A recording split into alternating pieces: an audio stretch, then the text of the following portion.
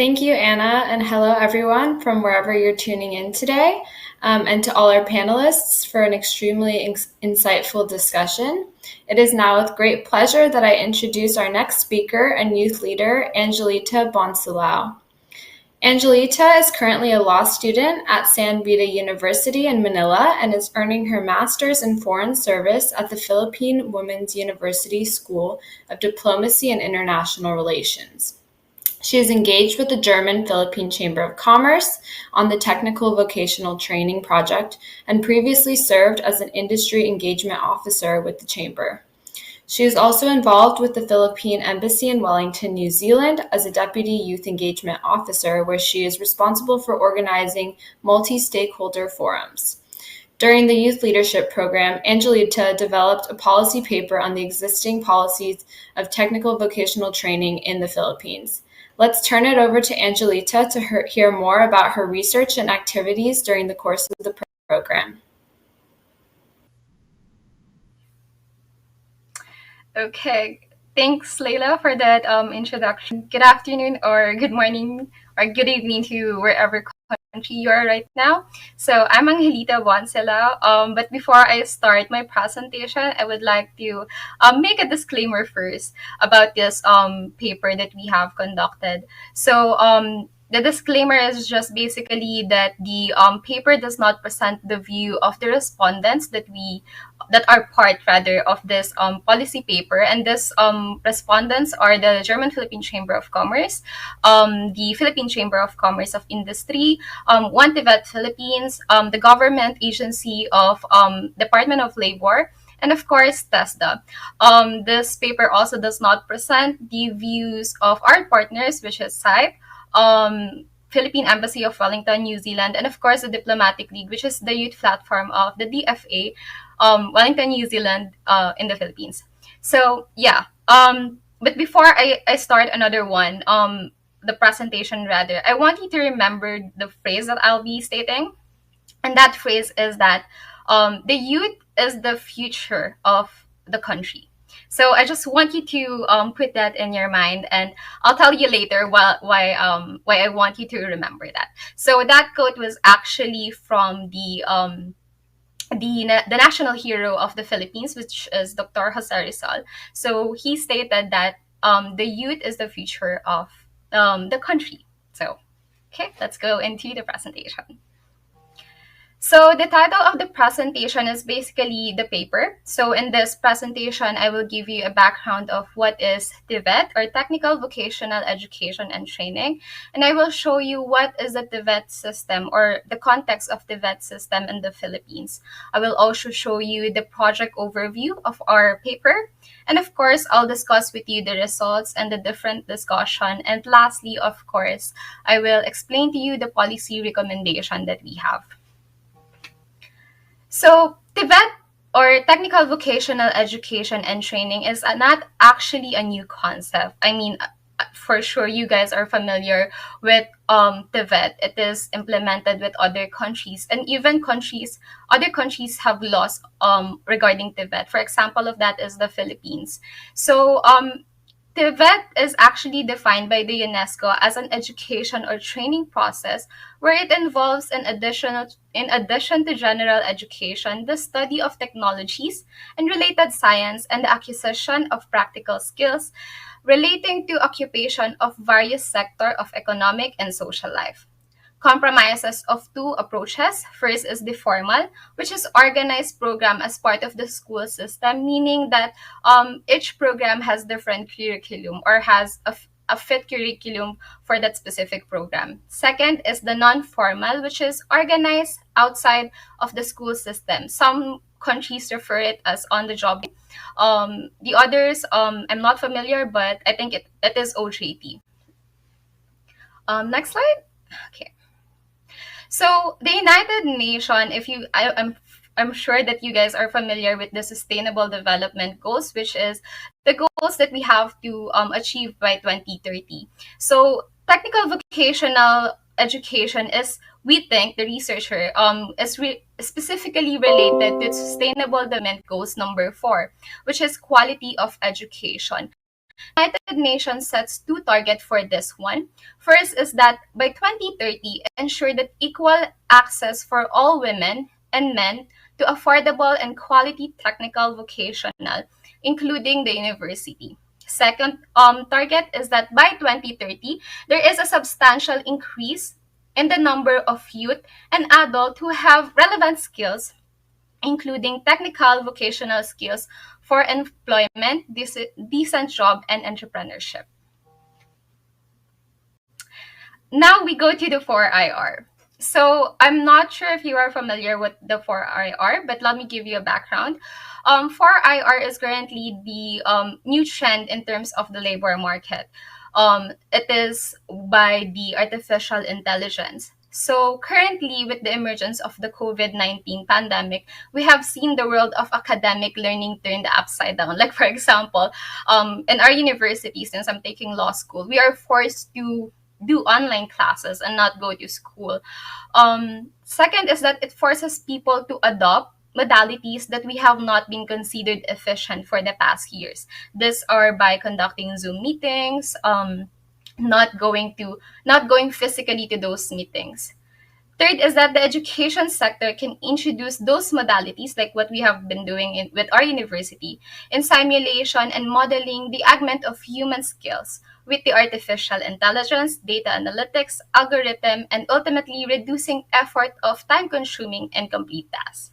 Lastly, this kind of education is possible through 4IR, since again, Fourth Industrial Revolution is focused on technology, the use in technology in terms of education and in terms of the workforce.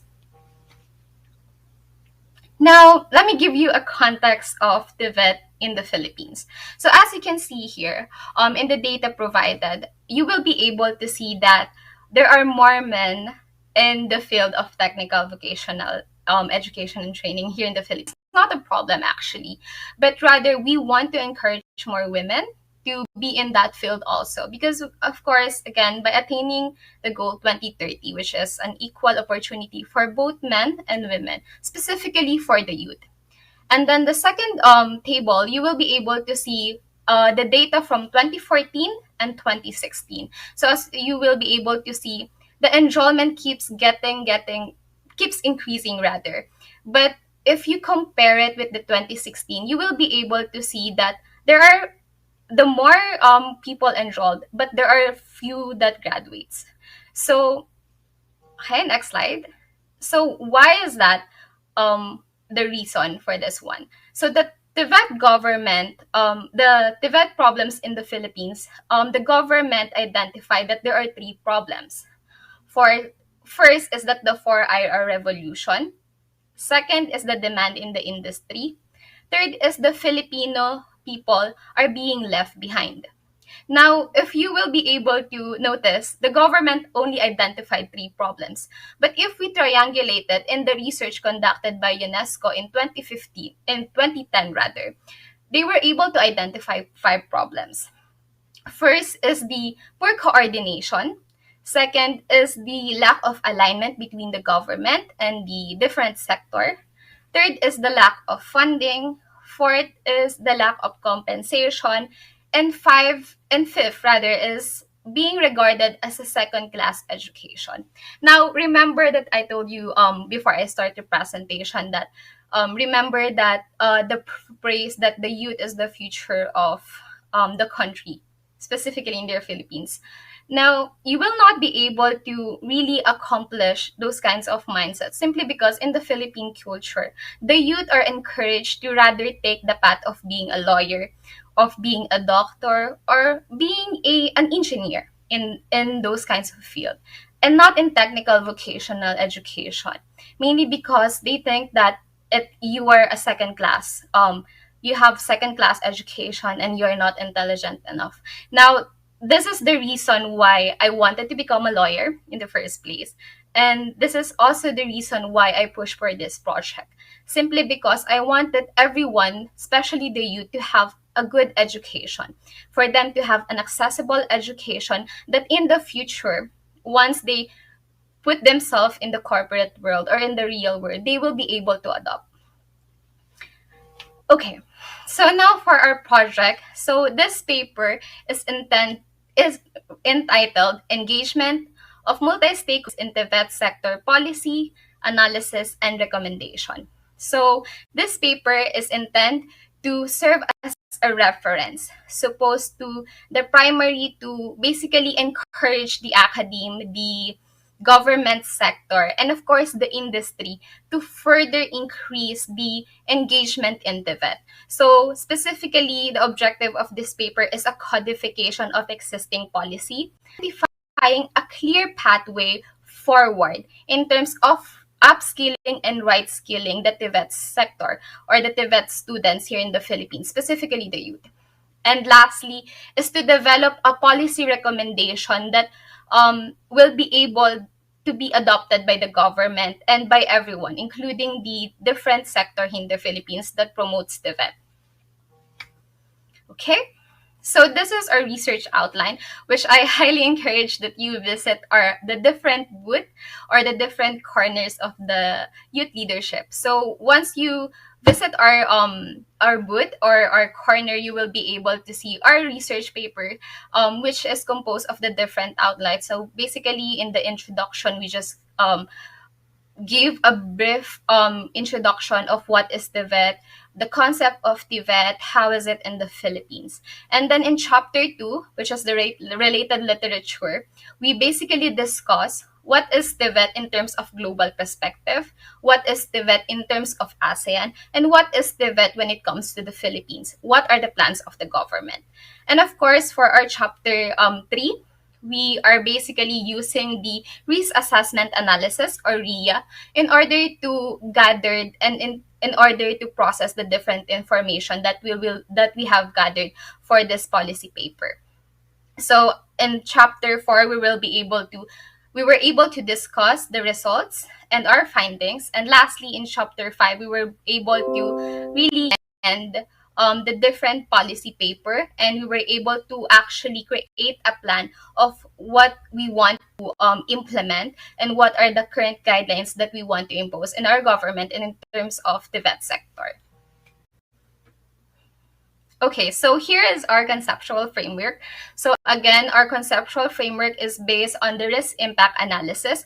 So while we are doing our paper, we are consulting with different industry. As I mentioned before, it is the German Chamber of Commerce, Philippine Chamber of Commerce, One TVET Philippines, and the different agencies such as TESDA, which is the lead agency in the Philippines for TVET, and then the Department of Labor of the Philippines. Okay. So, TVET problems in the Philippines. This is our findings. So, based on our findings, we were able to identify 3 major problems, which is first is the outdated training system. Second is the lagging rather on the industry 4.0.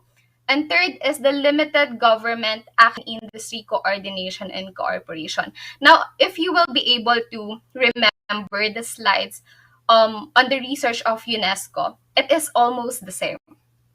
Now, we propose 3 solutions for this. First is the annual updating of the training regulation. Second is that market incentives for the different industry in the stakeholder. And lastly is the amendment of ATAS the law to delegate the assessment responsibility to the business sector. And I will be able to discuss that in the next few slides, why we recommended those solutions. So for our first policy recommendation, which is the amendment of TESDA law to delegate assessment responsibility to business sector. So the core problem with this one, we were able to identify the core problem. So the core problem is limited participation and of private industry or private sector in governance. So this created different causes and different effects. One of the cause is the legalization of the law in terms of the participation of the industry, in terms of the assessment of competency and skills framework of TVIs. Now, this created different effects, which are currently the problems right now when it comes to engaging the business sector. So for that, we recommend a solution. first is to revisit the RA 7798, or the TESDA Act of 1984, which is specifically the section of Section 25, which is regarding the assessment. Second is to expand the priority sector in terms of the needs of the industry itself, whether it is regional or national. Second solution that we propose is the annual updating of training regulation. So here in the Philippines, the curriculum is being updated every 3 years. So the core problem for this one is the updating of the timeline of training regulation and competency, which hinders the students to actually cope up with the industry demand. And not just that, including the labor market, whether it's in the area of the Philippines or in the ASEAN region or even globally. So this also created different problems and different effects. Now, our solution for that is, of course, collaboration between the industry, of course, yearly updating of the training regulation of TESDA. Now, how did we able to come up with this solution? During our interview with the German-Philippine Chamber of Commerce, they told us that in Germany, they were able to update their training curriculum every year. So imagine the gap of 3 years and 1 year. If we can just do the best practices that they are doing in their country and in our country, maybe our system in terms of TVET would be better and more employment for our youth.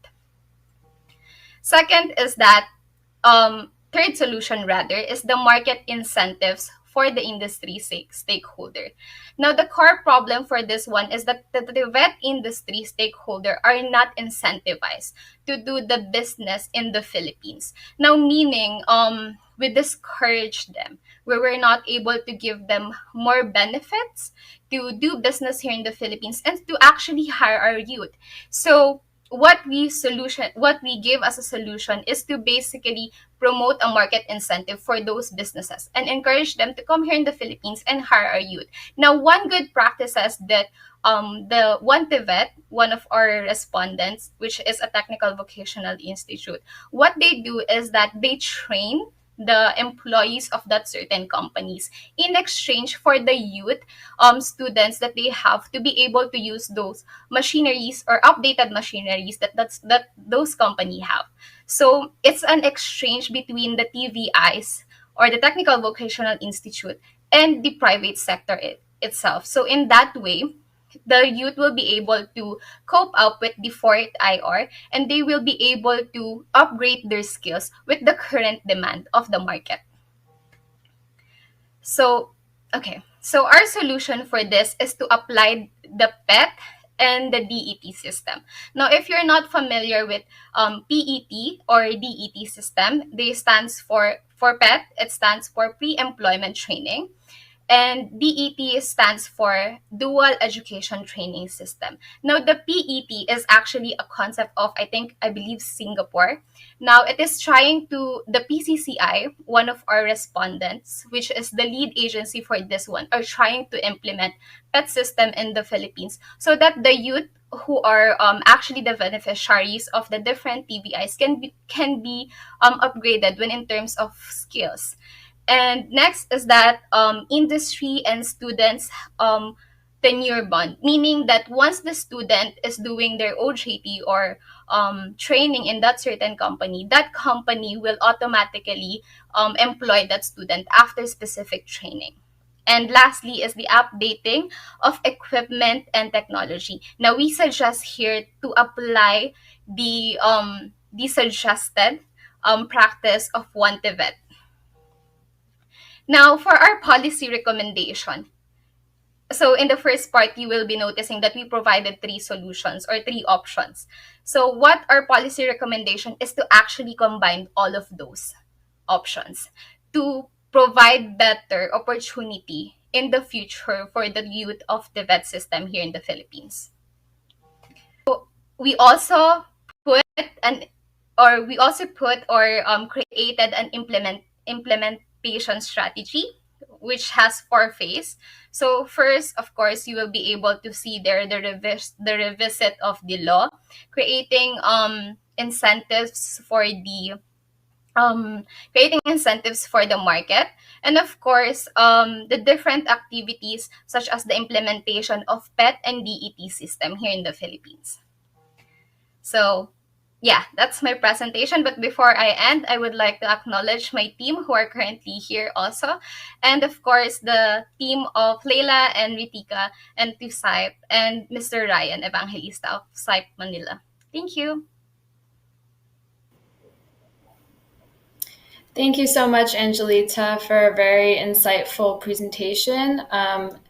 So a question that I have for you is, what are the next steps if these recommendations are accepted by the government? And how can we encourage youth to participate more in these TVET opportunities? Thank you, Leila. So, as you know, I am part of the Diplomatic League, which is the youth engagement platform of the Philippine Embassy of New Zealand. So, what we basically imagine is that in order to continue this project, we will incorporate the VET system in the goals of or in the system of the Diplomatic League. And also, if it's taken into consideration by the government, of course, we will push through for it and we will support our government when it comes to that. And of course, develop more programs for Tibet. Great, thank you, Angelita. And as you said, the youth are the future of the country. Do you think that the youth will be more willing to engage and participate in these programs should this become more of a accepted standard in the Philippines? I do. I believe so. I agree with Nadia, one of the panelists, discussion that um, sometimes the government itself or the different institution hinders the growth of the youth to be able to achieve their dreams when it comes to employment, entrepreneurship. And I believe that with this kinds of program and with in partnership with SAIF, of course, and the different organization that are currently present, we will be able to actually promote youth itself and for to help them to further employ them in the future and help them gain more access to education, which is achieving the sustainable development goals number 4. And again, I think every sustainable development goals is interconnected. So solving one SDG means higher opportunity of achieving other SDG as well. Definitely. Thanks, Angelita. And as mentioned, the audience can ask questions in the chat box to the right. But I see we have another question. How do we encourage youth to pursue TVET options when these are you said the norms are becoming a lawyer or, different industries that are really accepted in the Philippines? How can we help encourage them? And do you foresee greater collaboration among stakeholders as in an effort to do this? Yeah, definitely. I think the reason why this project is actually near to my heart is because my mom is actually a project of TVET. So I mean, if we just encourage youth and give them the opportunity to actually experience the vet and show them that, if you enter the vet, it's not that you're not smart. It's just that you will be able to learn more skills. Education should not be based academically. Education should be also based in terms of skills and how we will be able to cope up in the job market, which is actually our goal supposed to be in the future. So yeah, I think just giving a priority when it comes to the youth itself, and of course here in the Philippines, there are a lot of efforts that have been done already by the government when it comes to promoting TVET, which are actually coordinating with the different stakeholders. But I think there's still a gap to be filled, and that is by hearing what the stakeholders needs, like the academe itself and the different industry in the market. Great, definitely. And another question for you is how, now that you've created this policy recommendation document, how are you going to promote this paper and your findings and share them with other stakeholders who are interested? We're interested to know what are the next steps for you? Okay, so I guess the next step will be having, since engaged with the Diplomatic League, we are having the Diplomatic League Global Summit 2021. So it is an event that is attended by almost 500 youth around the world, but mainly Philippine youth. So basically, we will promote the paper there, and then we will invite the different respondents we have in that paper to talk about their perspective on Tibet. So that's the first step for us. Excellent. We're really looking forward to seeing your continued work on this. And thank you so much, Angelita. I'll now turn it over to our next speaker.